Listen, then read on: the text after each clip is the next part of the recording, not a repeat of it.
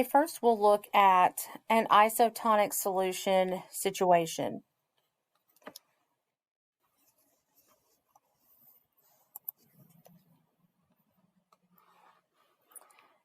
So here is our beaker of solution. And in our beaker is our cell. So when we're talking about isotonic solution, again, iso means equal. So let's say that we have 10% salt and 90% water. Now inside of our cells, we're going to have the same situation, 10% salt